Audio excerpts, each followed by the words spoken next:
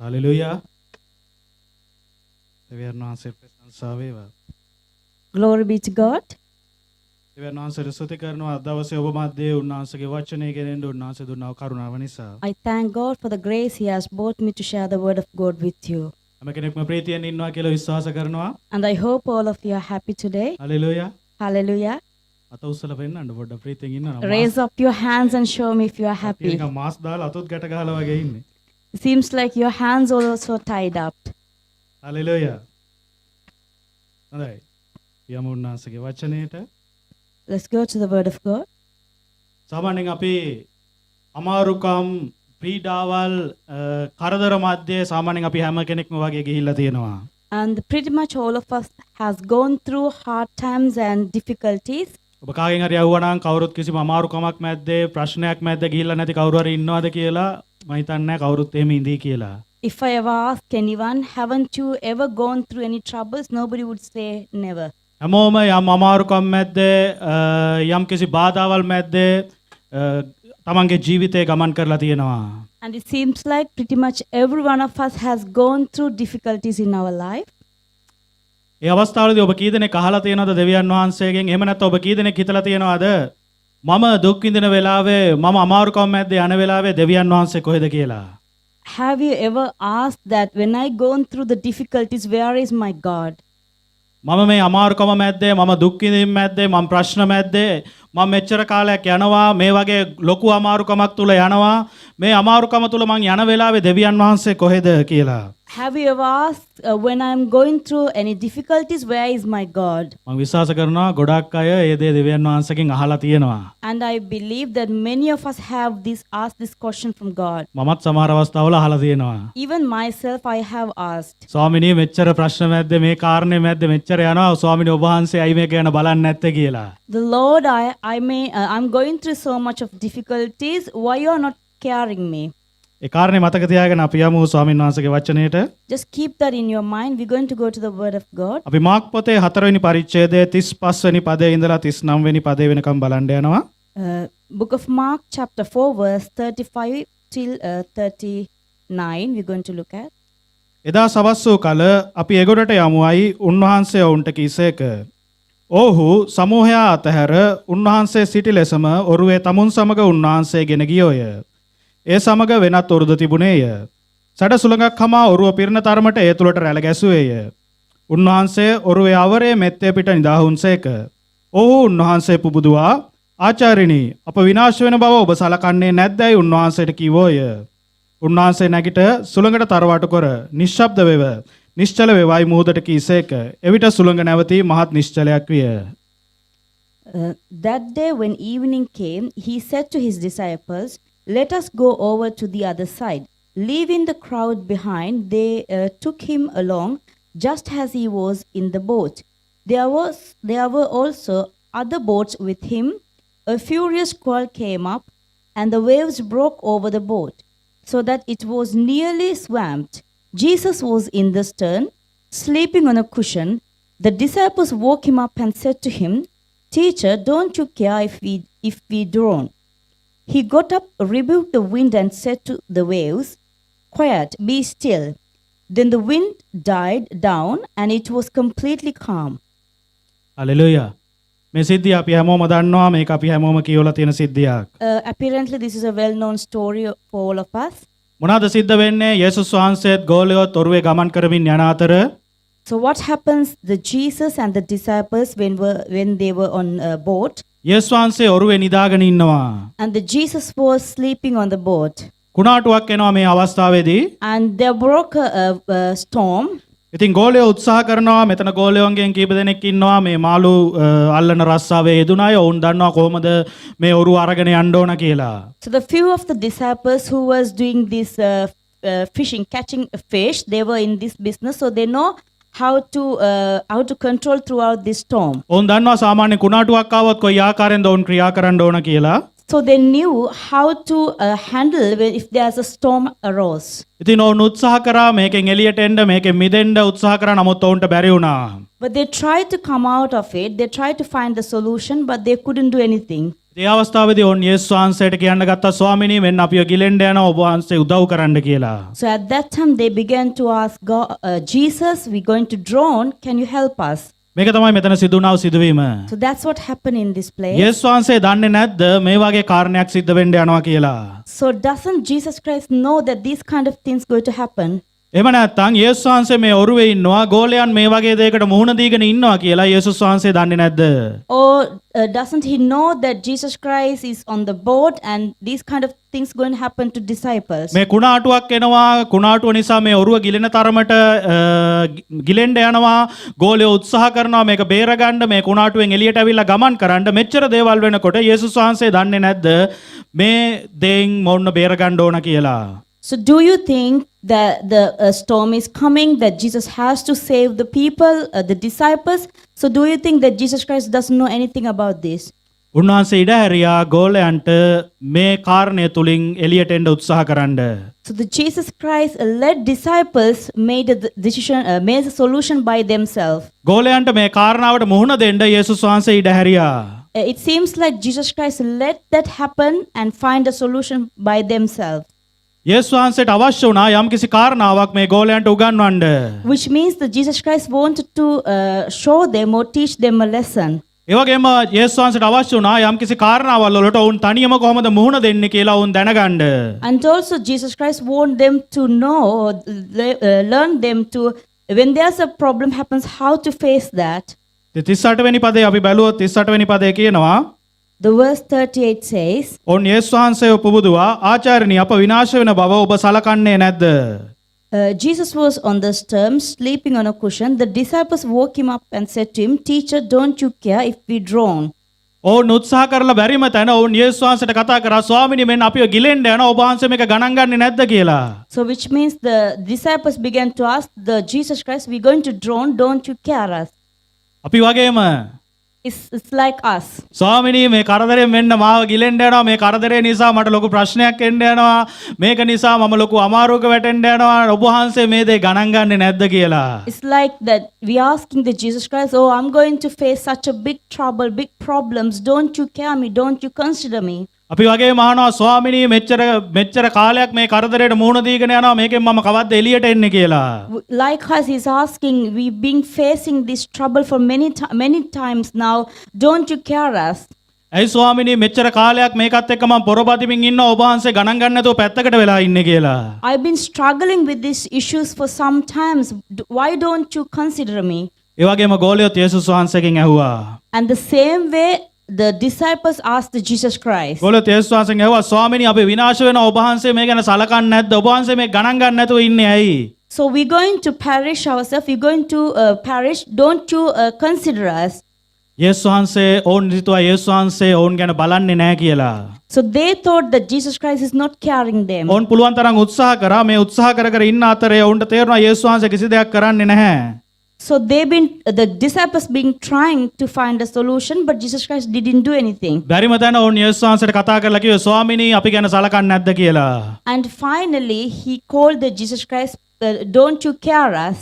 මම ඔබට එක කතාවක් කියන්නම්. I'm going to tell you a small story. මේ කියලා තියෙනවා එක් ගුරුවරයෙකුයි ඔහුගේ අල්ලපු ගෙදර ඉංජිනේරුවෙකුයි හිටියා. There was a teacher and the neighbor was an engineer. ඉතින් මොවුන් දෙන්නාම මොනවාද කරේ තීරණය කරා තමන්ගේ වත්තේ මල් හිටවන්න. So this teacher and the engineer, they made a decision to grow the flowers. මේ ඉංජිනේරුවරයා මොකද කරේ හොඳට කපලා පාත්ති සකස් කරලා මේවා ලස්සනට හදලා ඔන්න මල් පැලයක හිටෙව්වා. The engineer, he began to prepare the soil and he began to plant the flowers. ගුරුවරයාත් පාත්ති සාමාන්‍යයෙන් සකස් කරලා මල් හිටවන්න සුදුසු ආකාරයට හදලා ගුරුවරයාත් මල් හිටෙව්වා. And also the teacher also in his garden, he set the soil and he began to plant the flowers. ඉංජිනේරුවරයා පොඩ්ඩක් එහෙමෙන් වැඩ ටිකක් වැඩිපුර දන්නවනේ. ඉතින් වතුර දදා ඉන්න ඕනේ නැහැ. ඔටෝ වතුර එන්න හැම වෙලේම ඔක්කොම හදලා හැම වෙලේම වතුර ලැබෙන්න ඔක්කොම හැදුවා ඉංජිනේරුවරයා. So the engineer, he used his knowledge and he doesn't want to water every single time. So he made some kind of machines where the water automatically comes. ඒ වගේම ඔහු නිතරම මේකට පොහොර දැම්මා. And also he regularly put the compass. ඒ වගේම ඔහු නිතරම මේකට අවශ්‍ය කරන මේ මල් හැදෙන්ඩ අවශ්‍ය කරන දේවල් ඔහු දැම්මා. So he made sure that he put the fertilizer and everything in order to grow the flowers properly. ඉතින් ගුරුවරයාත් මේක ලස්සනට සකස් කරලා තිබුණා. ඔහු ඉස්කෝලේ ඉවරලා පාසල් ඉවරලා ඇවිල්ලා ඔහු වතුර දැම්මා. මේක ටිකක් ලොකුවට ඒ ගැන එච්චර බැලුවේ නැහැ. සාමාන්‍යයෙන් මේක බලාගෙන ගියා. And the same way the teacher, but he didn't put much effort, but generally he looked after the garden. ඉතින් ටික කාලයක් යනකොට ඔන්න ඉංජිනේරුවරයාගේ මල් පාත්තිය හොඳට ඔක්කොම ලස්සනට මල් පිරීලා මල් පිපිලා ලස්සනට තියෙනවා. And little while later, when we look at the engineers, his garden was beautifully, everything was grown. ගුරුවරයාගේ එක බලපුවාම ඒකේ තනින් තන පොඩ්ඩක් මල් දෙක තුනක් පිපිලා තියෙනවා. ලොකුවට මල් පිපිලා නැහැ. සාමාන්‍යයෙන් ආකාරයට ඒක තියෙනවා. But when you look at the teacher's garden, it wasn't much plants, much flowers.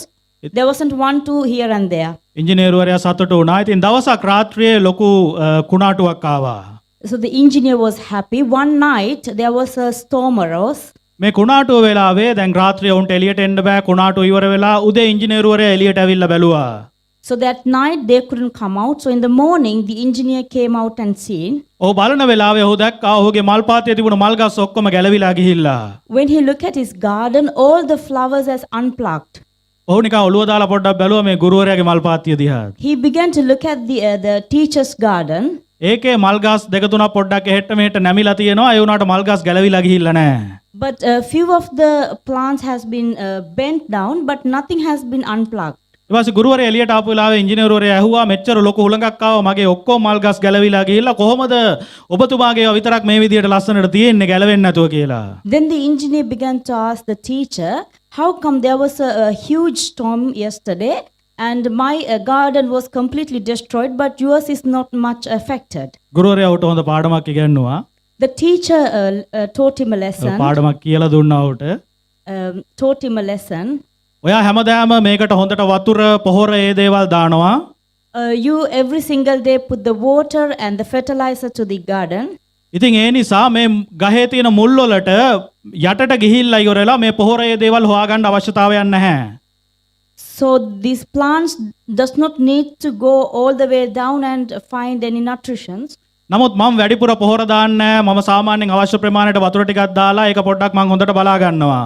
But I myself, I do not put much fertilizer or water. I just look after without any much effort. ඉතින් මම ඉඩ හරිනවා මේ ගහේ මුල් වලටම පොළොව යටට ගිහිල්ලා එයාට අවශ්‍ය පොහොර ඒ දේවල් එයා හොයාගන්න. So I let the plant to go find its own nutritions inside the earth. ඉතින් මේ මුල් යටට ගිහිල්ලා පොහොර හොයාගෙන යාට අවශ්‍ය ජලය මේ හැමදේම හොයාගෙන පොළොව යටට යන වෙලාවේදී මේ ගහේ මුල් වලින් ශක්තිමත්ව මේ පොළොව අල්ලගෙන ඉන්නවා. So the plant has to find its own nutrition by itself, so it's began to be stronger. ඉතින් කුණාටු එන වෙලාවේදී මේ ගහ හොඳට පොළොව අල්ලගෙන ඉන්න නිසා ගහ ගැලවිලා යන්නේ නැහැ. Because of when the storm comes, the plants are well rooted, so it won't be unplugged. නමුත් ඉංජිනේරුවරයා හිටවපු මල් වල මුල් වලට යටට යන්න අවශ්‍ය නැහැ. පොහොර වතුර හැමදේම නිතරම උඩ තියෙනවා. ඔහුගේ ශාකවල මුල් තිබුණේ උඩ තමයි. ඒ නිසා හුළඟ එන වෙලාවේ ඒවා ඔක්කොම ගැලවිලා ගියා.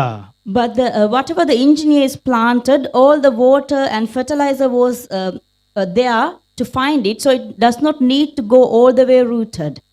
ක්‍රිස්තුස් වහන්සේටත් අවශ්‍යයි ඔබවත් මාවත් අන්න ඒ ආකාරයට හදන්න. Even the Christ wants us to grow. ක්‍රිස්තුස් වහන්සේට ඕනේ නැහැ මේ ඉංජිනේරුවරයා වගේ ඔබවත් මාවත් උඩ තියලා නිකන් ලස්සනට මල් පිපිලා විතරක් තියෙන්න හදන්න. The God does not want us to be like appear just and beautifully outwardly. ක්‍රිස්තුස් වහන්සේට ඕන මොන කුණාටුවක් මොන හුළඟක් ආවත් ගැලවිලා යන්නේ නැති විදිහට තමන්ම යටට ගිහිල්ලා ඒ මුල් වලින් මේ පොළොව අල්ලගෙන ඉන්න ශක්තිමත් ගහක් හැටියට අපිව නිර්මාණය කරන්න. The God wants us to, no matter what the difficulties and trouble comes, that we have to go all the way in and be stronger. උන්වහන්සේ ඉඩ හරිනවා ඔබටත් මටත් යම් කාරණාවල් වලට මුහුණ දෙන්න අමාරුකම් මැද්දේ යටට යන්න අමාරුකම් තුල පොඩ්ඩක් ගමන් කරන්න උන්වහන්සේ ඉඩ හරිනවා ඒ තුලින් අපි ශක්තිමත්ව අල්ලගෙන ඉන්න පිණිස. So the Lord let us to go through troubles and trials, so we will be stronger and we won't be shaken. ඔබ කොච්චර හොඳට මල් දාලා ලස්සනට පේන්න හිටියත් වැඩක් නැහැ ඔබේ මුල් යටට ගිහිල්ලා නැත්තම්. No matter you look beautifully and blossoms flowers, if your roots are not gone all the way in. සමහර පුද්ගලයන් ඉන්න හොඳට මල් දාලා ලස්සනට ඉන්නවා හොඳට පේන්න තියෙනවා ලොකු සේවාවන් සමහර විට කරනවා ලොකු දේවල් කරනවා. Some people out there, they blossom very beautifully and they are like a beautiful flowers and they do big ministries and they look good. ඔවුන් ඒ දේ කරන්නේ ඔවුන් දෙවියන් වහන්සේත් එක්ක සම්බන්ධතාවයේ මුල් යටට දරපු නිසා නෙමේ ඔවුන්ට අවශ්‍ය හැමදේම පිටින් ඔවුන්ට ලැබුණ නිසා. They do well not because of they are rooted well, but they have been received everything, whatever they need from God.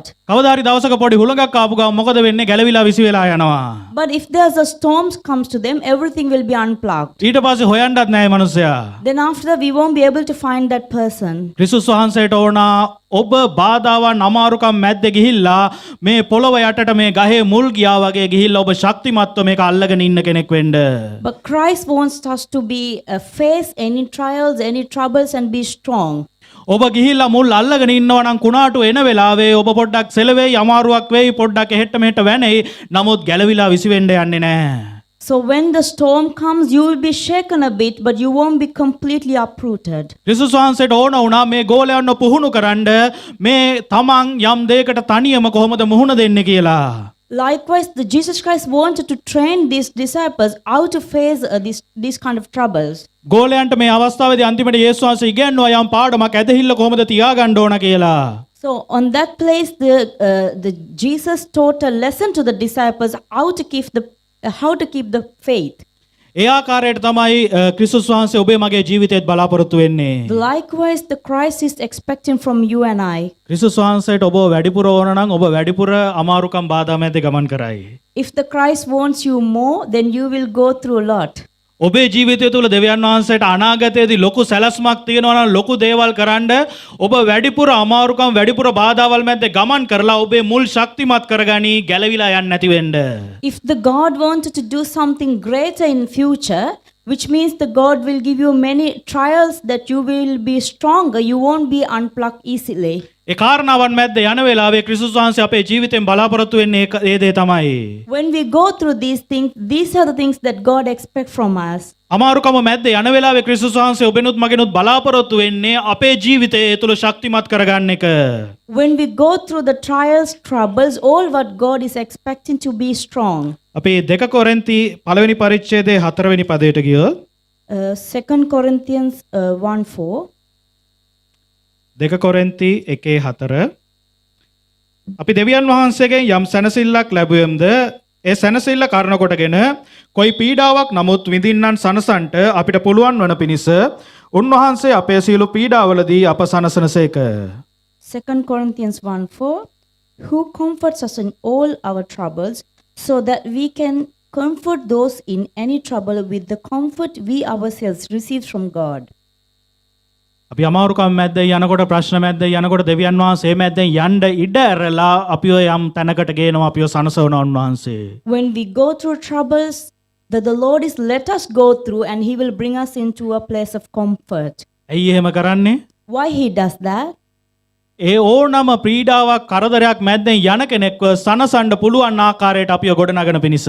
So He trains us so we ourselves will be able to comfort another person. අපි දෙවියන් වහන්සේ තුළ යම් දෙයක් කරනවා නම් යම් සේවයක් කරනවා නම් හෝ ක්‍රිස්තුස් වහන්සේගේ සභාවේ අපි සුභාරංචිය ප්‍රකාශ කරන කෙනෙක් හෝ මොන යම් කාරණාවක යෙදিলা ඉන්නවා නම් In no matter whatever the ministries that we are involved in, තව කවුරු හරි ප්‍රශ්නයක ඉන්න කෙනෙක්ව අමාරුකමක වැටිලා ඉන්න කෙනෙක්ව ඒකෙන් එළියට එන්න උදව් කරන්න අපි අවශ්‍යයි නම් if you want to help someone who is facing a challenge or trouble, මුලින්ම අපි මේ අමාරුකම මැද්ද ගිහිල්ලා ජය අරගෙන අපිට අත්දැකීම තියෙන්න අවශ්‍යයි. first of all we should be face that challenge and overcome. ඒ අමාරුකම මැද්ද ගිහිල්ලා අත්දැකීම තියෙනවා නම් අපිට පහසුයි ඒ අමාරුකම මැද්ද යන කෙනාව ගොඩනගලා තියන පිණිස. If you do have that experience by overcoming these challenges, so we will be able to help the other people. ක්‍රිස්තුස් වහන්සේට ඔබේ ජීවිතේ සැලැස්මක් තියෙන නිසා ඒ සැලැස්මට ඔබ සූදානම් කරන පිණිස ඔබව සමහර අමාරුකම් මැද්ද ක්‍රිස්තුස් වහන්සේ යන්න ඉඩ හරිනවා. The God has a special plan on you. So in order to fulfill the plans, he let you go through these troubles. අපි පෙරලන්න අවශ්‍ය නැහැ. උප්පත්ති 37 වෙනි පරිච්ඡේදයේ ඉඳන් අපි බැලුවොත් අපිට යෝසෙෆ්ගේ කතාව දකින්න පුළුවන්. If you look at the Genesis 37 onwards, we can look at the story of Joseph. යෝසෙෆ්ට දෙවියන් වහන්සේ සිහින දුන්නා. The God given Joseph many dreams. අවුරුදු 17යි ඔහුට. He was 17-year-old. අවුරුදු 17ේදී ඔහුව වලකට දාලා ඔවුන්ගේ සහෝදරයන් At the age of 17, his siblings put him into a pit ඊට පස්සේ ඒකෙන් අරගෙන වහල් සේවයට ඔහුව විකුණලා and also sold him to a slavery. ඔහු ගිහිල්ලා පෝතිපර්ගේ ගෙදර වහල්ෙක් හැටියට වැඩ කරලා And he was a slave to the house of Potiphar. ඊට පස්සේ නැවත හිරේ ඉඳලා And he was in prison. මේවා මේ එකපාර සිද්ධ වුණ දේවල් නෙමෙයි අවුරුදු ගණනාවක් ඔහුගේ ජීවිතේ සිද්ධ වෙගෙන ගිය දේවල්. These all didn't happen at once. It all took many years.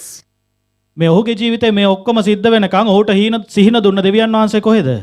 So when these things all are happened, where's the God who gave him dreams? දෙවියන් වහන්සේ හිටියේ නැද්ද? Didn't God exist? ඔහුට සිහිනයක් දුන්නා. ඔහුට යම්කිසි දෙයක් දුන්නා. නමුත් මෙච්චර මේ අමාරුකම් මැද්දේ ඔහු යනකන් ඔහුට ඒ සිහින දුන්න දෙවියන් වහන්සේ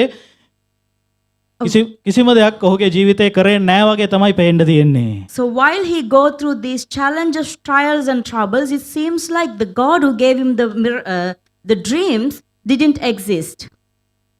මේ කතා දෙකේම අපි බැලුවා නම් මේ කාලය තුල දෙවියන් වහන්සේ ඔවුන්ව පුහුණු කරමින් අරගෙන ගියා. If you do look at these two incidents, which means God trained them. යෝසේප දෙවියන් වහන්සේ පුහුණු කරමින් අරගෙන ගියා යම්කිසි කාරණයක් කරන පිණිස. God trained the Joseph in order to come to a one place. මේ ගෝලයන්ව පුහුණු කරගෙන අරගෙන ගියා යේසුස් වහන්සේගෙන් පස්සේ මේ සේවය ඉදිරියට අරගෙන යන පිණිස.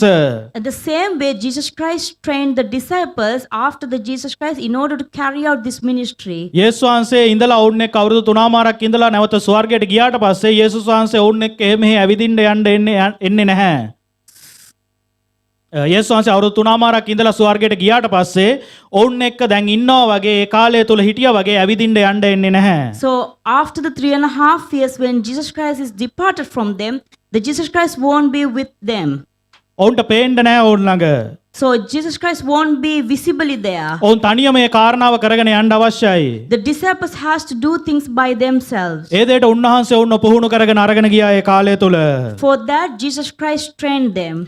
හැබැයි අපි මේ දේ තුල බලපුවාම අපිට හිතෙන්න පුළුවන් යේසුස් වහන්සේ ඔවුන් ගැන බැලුවේ නැහැ දෙවියන් වහන්සේ මේ යෝසෙෆ් ගැන බැලුවේ නැහැ කියලා.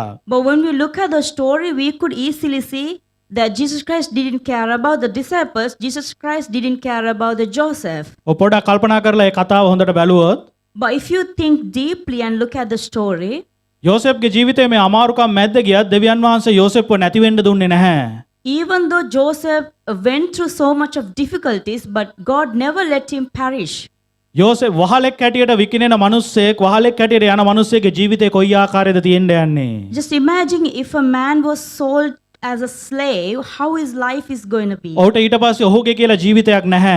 There won't be a life for himself. නමුත් ඔහු වහලෙක් වගේ ඉන්න කාලය තුල දෙවියන් වහන්සේ එතනත් ඔහුව ඔසවලා තිබ්බා. But even though he was sold as a slave, God rose him up. ඔහුව හිරේට දැම්මා එතනත් දෙවියන් වහන්සේ ඔහුව ඔසවලා තිබ්බා. He was in prison, still he was arose. එහෙනම් දෙවියන් වහන්සේ අනිවාර්යයෙන්ම ඔහුගේ පිටිපස්සේ හිටියා මේ අමාරුකම් මැද්දේදී. So which means the God was behind him even throughout all these difficult times. ගෝලයන් මේ ඔරුවේ යනකොට යේසුස් වහන්සේ තනියම ඕන්න යන්න ඇරලා යේසුස් වහන්සේ පැත්ත ගෙඩිය නෑ යේසුස් වහන්සේත් මේ ඔරුවේ හිටියා. When the disciples was on the boat while in this journey, Jesus Christ didn't let them go by themselves. Jesus Christ also was with them. මොකද මොන කුණාටුවක් ආවත් මේක ගිලෙන්න යන්නේ නෑ මොකද යේසුස් වහන්සේ ඔරුවේ ඉන්නවා. No matter whatever the storms comes, this boat won't be drawn because Jesus Christ inside the boat. මේ හැමදේම මැද්දේ යේසුස් වහන්සේ ඔවුන්ගේ පිටිපස්සේ ඉඳලා ඔවුන් එක්ක ගමන් කරා ඔවුන් අතහරින්නේ නැතුව. Throughout all these times, the Jesus Christ was with them and didn't let them go. ක්‍රිස්තුස් වහන්සේ ඔවුන්ට පීඩාවල් මැද්දේ පරීක්ෂාවල් මැද්දේ මේ අමාරුකම් මැද්දේ දුක මැද්දේ යන්න ඉඩ ඇරලා උන්වහන්සේ අහක බලාගෙන පැත්තකට වෙලා හිටියේ නැහැ. When these people they face trials, troubles, God did not let them to face everything by themselves. මොවුන්ට මේ දේ තුල ගමන් කරලා මේ දේ තුල පුහුණු වෙන්න ඉඩ ඇරලා උන්වහන්සේ පිටිපස්සෙන් ඉඳගෙන හැම වෙලේම බලාගෙන හිටියා ඔවුන්ව නැති නොවන පිණිස. By all this time, the God was behind them, looking after them not to perish them completely. ඒවා තුලින් ඔවුන් විනාශ වෙන ඕන පිණිස උන්වහන්සේ ඔවුන් දිහා බලාගෙන හිටියා. The God was always behind them, looking after them. සමහර වෙලාවට සමහර දේවල් වලට පිළිතුරු වෙන්න පරක්කු වෙනවා. Perhaps for certain questions we will get the delayed answers. අපි අඬනවා, කෙඳිරි ගන්නවා, අහනවා දෙවියන් වහන්සේගෙන් ස්වාමිනී අපිට උත්තරයක් දෙන්නේ නැද්ද කියලා. We may cry and we may ask the Lord, don't you give us a response? ස්වාමිනී ඔබ වහන්සේ බලන්නේ නැද්ද මන් දිහා කියලා. Or we could ask the Lord, don't you care us? ස්වාමිනී ඔබ වහන්සේ කොහෙද කියලා. Or where are you, Lord? නමුත් ක්‍රිස්තුස් වහන්සේ අපිත් එක්ක ඉන්නවා. But God always with us. හැබැයි සමහර දේවල් ටිකක් උන්වහන්සේ පරක්කු කරයි ලොකු දෙයක් ඔබේ ජීවිතේ කරන පිණිස. The God may delay certain things in order to do something greater. සමහර කාරණාවල් පරක්කු වේ විශාල දෙයක් උන්වහන්සේ ඔබේ මගේ ජීවිතේ කරන පිණිස. Certain things will be delayed in order to do something great. අපි යෝහන් පොත 11 වෙනි පරිච්ඡේදයට ගිහිල්ලා බැලුවොත් John, if you turn into the John 11,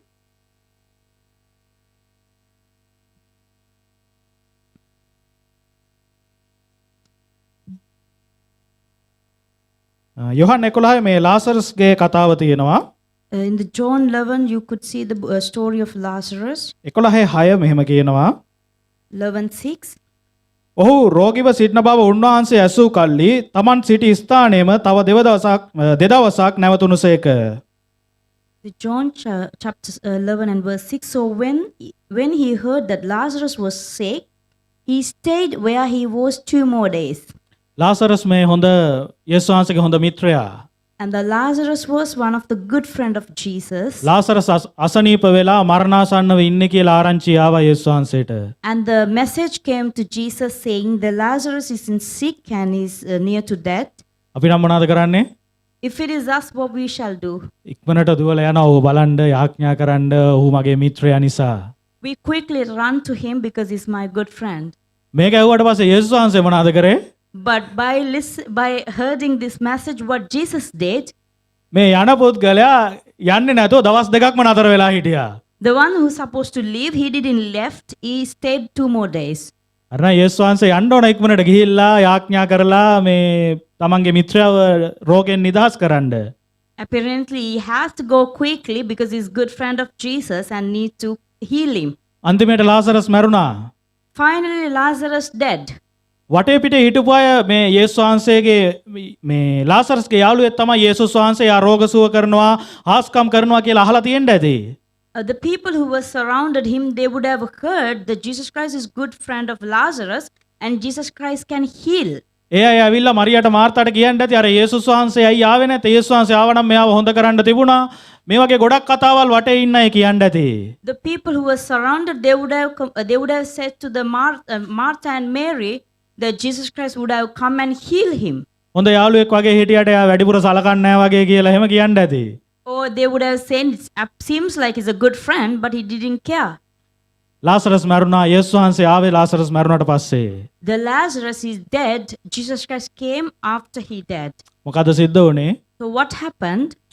උන්වහන්සේ ලාසරස්ව මලවුන්ගෙන් නැගිට්ටුවා. Jesus Christ arose the Lazarus from death. අසනීප වෙලා ඉන්න කෙනෙක් හොඳ කරන එකද වැඩිපුර හොඳ මැරිච්ච කෙනෙක් නැගිටින එකද? Which one is the greater, rising from sickness or rising from the death? සමහර කාරණාවල් උන්වහන්සේ පරක්කු කරන්නේ ඔබේ ජීවිතයේ වඩා බලවත් දෙයක් කරන පිණිස. If God is delaying certain things, which means that God is bringing something greater. අපි අහන්න පුළුවන් ස්වාමිනේ ඇයි මෙච්චර කල් කියලා? We may ask God, why it taking this long? ඇයි ස්වාමිනේ මේ දුක මම මෙච්චර කාලයක් විඳින්නේ කියලා? Why am I facing this sadness for so long? කවද්ද මේකෙන් මම නිදහස් වෙන්නේ කියලා? When I will come out of this? උන්වහන්සේ ප්‍රමාද වෙනවා නම් ලොකු දෙයක් ඉදිරියට බලාපොරොත්තු වෙන්න පුළුවන්.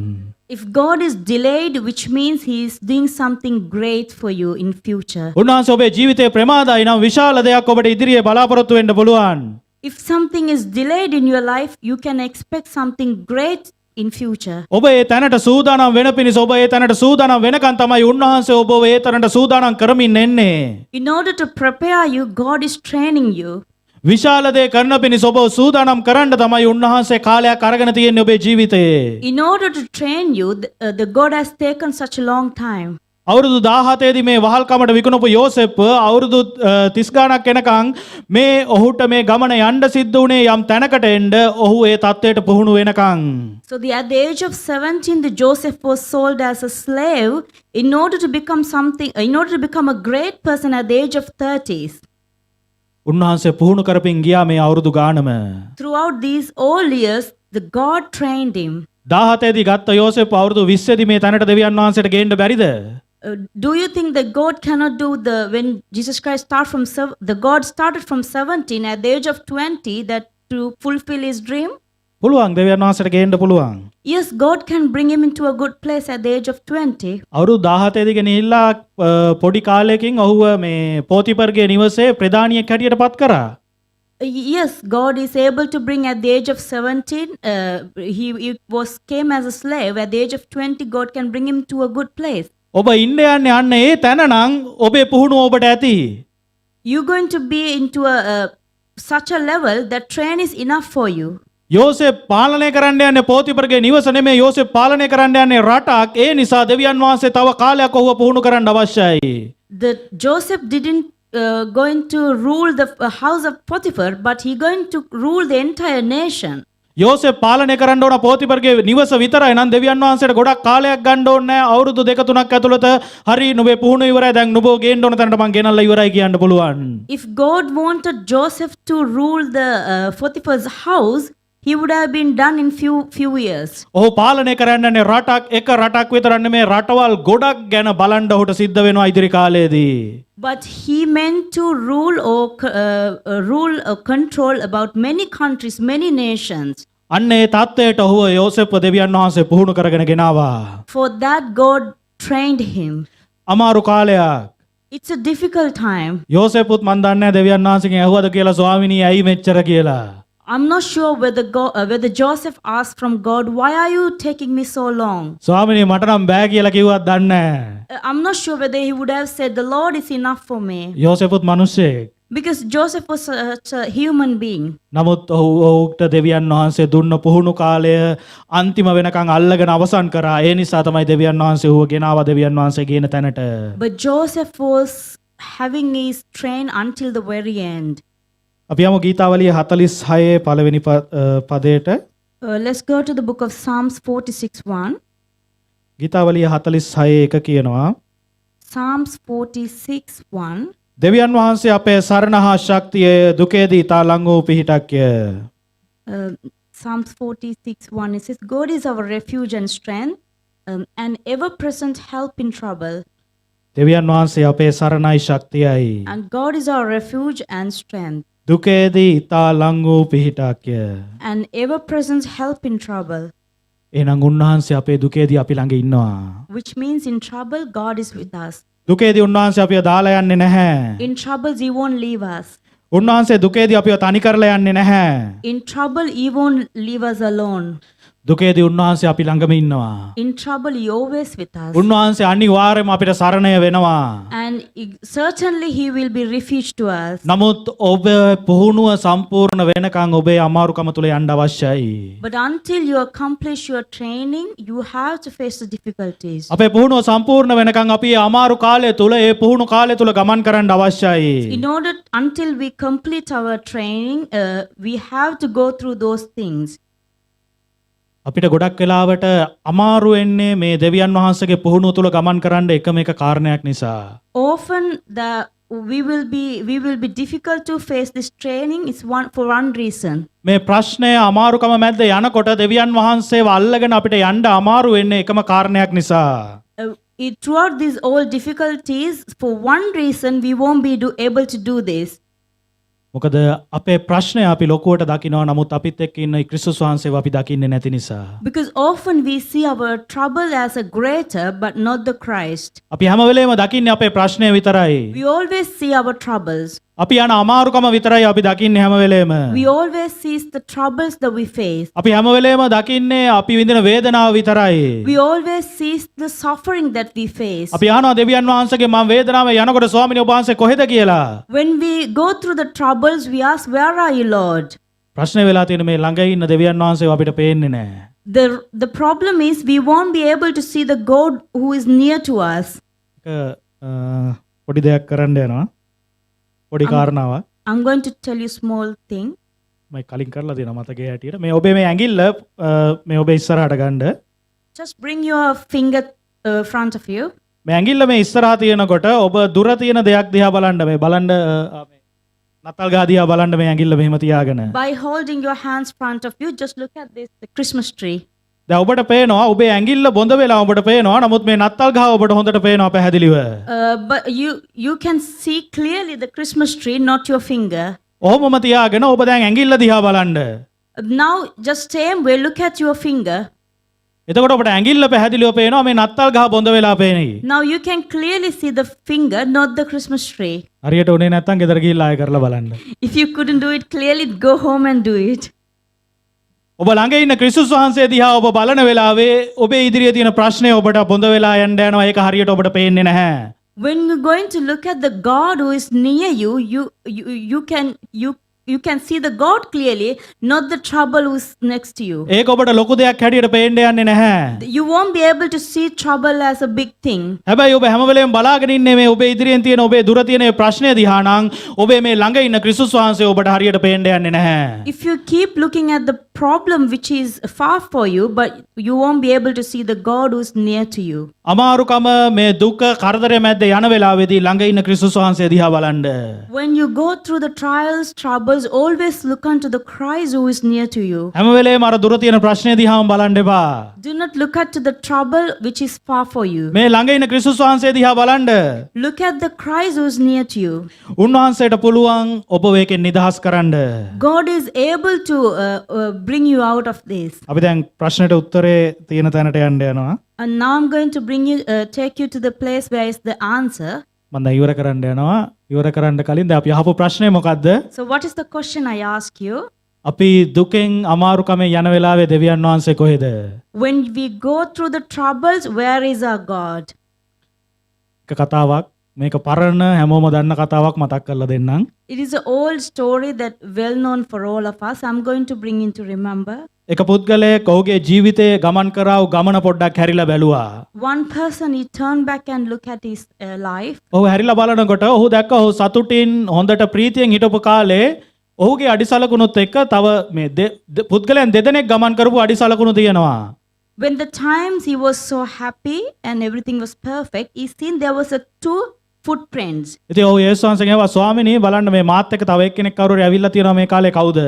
So he asked the God, there was another person who came along with me. Who is that person? ඉතින් ක්‍රිස්තුස් වහන්සේ කිව්වා මම නුඹත් එක්ක ඒ කාලේදී ආවා. Then the God said, I was with you. ඉතින් දැන් ඊට පස්සේ ඔහු ජීවිතේ බලාගෙන යනකොට ගොඩක් ප්‍රශ්න අමාරුකම් බාධාවල් මැද්ද යන කාලේ එක්කෙනෙක්ගේ අඩිසලකුණු විතරයි තියෙන්නේ. So there was another time he was facing many troubles. At that time he only seen one footprints. ඔහු කිව්වා ස්වාමිනී ඔබ වහන්සේ මාරයි. Then he said, God, මම හොඳට ප්‍රීතියෙන් ඉන්න කාලේ මාත් එක්ක ඇවිල්ලා මම මේ ප්‍රශ්න අමාරුකම් වල එන කාලේ මාව දාලා ගියා නේද මං තනියම ඇවිල්ලා තියෙන්නේ කියලා. when I was so happy, you came along with me, but when I'm facing the troubles, you left me alone. ඊට පස්සේ යේසුස් වහන්සේ උඩ කිව්වලු Then Jesus said to him, ඒ තියෙන්නේ නුඹේ අඩිසලකුණු නෙමෙයි ඒ තියෙන්නේ මගේ අඩිසලකුණු. ඒ කාලේ මම ඔබව උස්සගෙන තමයි ආවේ කියලා. he said, this is not your footprints, it's my footprints. When you faced the troubles, I was carrying you through. එන ඔබේ අමාරුකමේදී වේදනාවේදී ක්‍රිස්තුස් වහන්සේ ඔබව රැගෙන යනවා ඔබව දරාගෙන යනවා. So which means when you go through the troubles, trials, which God is carrying you through. දෙවියන් වහන්සේ කොහෙද ඉන්නේ? So where is God? ඒක පොඩ්ඩක් අමතක කරලා දාලා අපි කොහෙද ඉන්නේ කියලා පොඩ්ඩක් හිතන්න ඕන. We have to forget about it and we have to find where we stand. අපේ ප්‍රශ්නේ අමාරුකම බාධාව තුළදී අපි කොහෙද ඉන්නේ ස්වාමින් වහන්සේගේ දෑතේ? When we face the troubles, trials, where I stand, I'm on the hands of the Lord. අපිට තනියම ඇවිද ගන්න බැරුව වැටෙන තැනකට එනකොට උන්වහන්සේ අපි උස්සගෙන අනිවාර්යයෙන්ම යනවා ගමන. When I'm unable to walk, the God is carrying me through. උන්වහන්සේ ඔබව දාලා යන්න යන්නේ නැහැ. God will never leave us alone. උන්වහන්සේ ඔබව තනි කරලා යන්න යන්නේ නැහැ. And he won't leave you alone. උන්වහන්සේ ඔබව තනියම ඒකට මුහුණ දෙන්න දීලා උන්වහන්සේ පැත්තකට වෙලා බලාගෙන ඉන්නේ නැහැ. He won't leave you to face the challenge by yourself. ඒ ප්‍රශ්නේ අමාරුකම තුළ ගිහිල්ලා ඔබව නැති වෙන්න දෙන්නේ නැහැ උන්වහන්සේ. And he won't let you completely destroyed through your troubles, ඒ ප්‍රශ්නේ අමාරුකම තුළ උන්වහන්සේ බලාපොරොත්තු වෙන්නේ ඔබ හොඳට යටට මුල් දරලා ශක්තිමත් පුද්ගලයෙක් හැටියට ඕනම කුණාටුවකට මුහුණ දෙන්න පුළුවන් වූ පුද්ගලයෙක් හැටියට වර්ධනය වෙලා හිටගන්න එකයි. all what God expects when you go through the troubles, that you may be stronger, that you will be rooted well, then you will be able to face any troubles. උන්වහන්සේ කාලය තුල ඔබ පුහුණුව කරා ගෙන ගියාට උන්වහන්සේ අනිවාර්යයෙන්ම ඔබ කොහොමද ඒ දේ කරන්නේ, කොයි ආකාරයෙන්ද ඔබ යන්නේ, ඔබේ අවශ්‍යතාවය මොනවාද කියන දේ අනිවාර්යයෙන්ම උන්වහන්සේ බලාගෙන තමයි ඉන්නේ. Though the God is taking you through this training period, you always look up to you saying, what is your need? Hallelujah. මම දැන් ඉවර කරන්න යනවා. And I'm going to end it now. ඊට කලින් කියන්නවද අපි හැමෝම හලෙලූයා ප්‍රශංසා වේවා කියලා මේක අහගෙන හිටියා. Before that, I wanted to tell you that you said hallelujah, praise the Lord. දැන් මම කියන්න යනවා කාටද මේ කරපු දේශනාව අදාළ කියලා. Now I'm going to tell you for who this sermon is belongs to. අපි මාක් පොතේම තුන්වෙනි මාක් 4 වෙනි පරිච්ඡේදයේ Mark 4, 35 36 පද දෙක බලමු අය. 35 and 36 we're going to look at again. Mark 4 35 36. Mark 4, 35 and 36. එදා සවස් වූ කල අපි එගොඩට යමු යයි උන්වහන්සේ ඔවුන්ට කීසේක. ඔහු සමූහයා අතර උන්වහන්සේ සිටි ලෙසම ඔරුවේ තමුන් සමග උන්වහන්සේ ගෙන ගියෝය. That day when evening came, he said to his disciples, let us go over to the other side. Leaving the crowd behind, they took him along just as he was in the boat. There was also other boats with him. ගෝලයන්ට යේසුස් වහන්සේ කිව්වා අපි එගොඩට යමු කියලා. ගෝලයෝ ඔවුන් සමග යේසුස් වහන්සේ වරගෙන ගියා. So Jesus said to the disciples, let's go over to the other side. So Jesus Christ and the disciples went with him. දැන් මෙච්චරලා කතා කරපු එක අදාළ වෙන්නේ කාටද? So to whom what I was talking will be belong? ක්‍රිස්තුස් වහන්සේ කැමති මාර්ගයේ ක්‍රිස්තුස් වහන්සේව දරාගෙන ගමන් කරන අයට. For those who are carrying the Christ, which means those who are following the Christ. ක්‍රිස්තුස් වහන්සේව තමන්ගේ ජීවිතේ දරාගෙන ක්‍රිස්තුස් වහන්සේ කැමති මාර්ගයේ ගමන් කරන අයට. For those who follow the way what Christ wanted. ඔය වෙන පාරවල් වල ගිහිල්ලා අහන්න එපා ස්වාමිනී ඔබ වහන්සේ කොහෙද? ඔබ වහන්සේ මං ගැන බලන්නේ නැද්ද කියලා. If you go into another way, don't ask, where are you, Lord? ඔබ ක්‍රිස්තුස් වහන්සේ කැමති මාර්ගයේ ගමන් කරනවා නම් ඔබ ක්‍රිස්තුස් වහන්සේව දරාගෙන යනවා නම් ඔන්න ස්වාමින් වහන්සේ අනිවාර්යයෙන්ම මේ කියපු දේ ඔබේ ජීවිතේ කරනවා. If you do follow according to the God's way, so the God will train you in such a way to the right place. උන්වහන්සේ ඔබව අතහරින්නේ නැහැ. And he won't leave you alone. උන්වහන්සේ ඔබව යම් දෙයකට පුහුණු කරලා ශක්තිමත් කරලා ගොඩනගලා මේ කාරණාවෙන් එළියට ගන්නවා ඔබේ යන්නව අමාරුකම තුලින්. So which means the God will train you and bring you out that you will be able to face. ඔබ ක්‍රිස්තුස් වහන්සේ තුල ගමන් කරන කෙනෙක් නම් ක්‍රිස්තුස් වහන්සේ ඔබේ ජීවිතේ ඉන්නවා නම් අමාරුකම ප්‍රශ්නේ බාධාව කොච්චර විශාල වෙන්න පුළුවන් ඒ උනත් උන්වහන්සේ ඔබව දරාගෙන ගමන් කරනවා. If you are in Christ, no matter how much difficulties that you face, you will be able to bear it. Hallelujah. අපි යාඥා කරමු ස්වාමින් වහන්සේට. Let's pray to ස්වාමිනේ God. මට උපකාර කරන්න. Lord, help us. ස්වාමිනේ මට උපකාර කරන්න ඔබ වහන්සේ. Help us, O Lord. මම යන්නව වාතාවරණය අමාරු වෙන්න පුළුවන්. My situation could be difficult. මං ගමන් today. කරන්න යන්නව මේ මාර්ගය අමාරු වෙන්න පුළුවන්. It could be difficult this way I go through right ස්වාමිනේ now. ඔබ වහන්සේ මල් ළඟ ඉන්නවද නැද්ද කියලා මට හරියටම තේරෙන්නේ නැති තත්වයක මම ඉන්න පුළුවන්. Probably I'm in a situation that I'm not sure whether you are with me or not. ඔබ වහන්සේ මගේ ළඟ ඉන්නවා කියලා මම තේරුම් ගන්න ඕන ස්වාමිනේ. Lord, help me to realize that you are with me. ඔබ වහන්සේ මගේ ළඟ ඉන්න එක මට හැඟෙන්න ඕන ස්වාමිනේ. Lord, that I have to feel that you are with me. ඔබ වහන්සේ මොනකටද මාව පුහුණු කරන්නේ? ඒ කාර්යය තුල හරියට යටට මුල් ඇදලා ශක්තිමත්ව ගොඩ නැගිලා මොන බාධාව මොන ප්‍රශ්නාවක් ඒ තුල නොසැලී ඉන්නව මිනිස්සෙක් හැටියට හිටගන්න ස්වාමිනේ ඔබ වහන්සේ මට උපකාර කරන්න ඕන කියලා ඉල්ලමු. Father, help me no matter whatever the situation that I'm facing, that I will be rooted well and that I will be able to stand stronger. Hallelujah. ස්වාමී අපි හැම කෙනාම යාඥා කරමු ස්වාමින් වහන්සේට. Let's all pray to the God.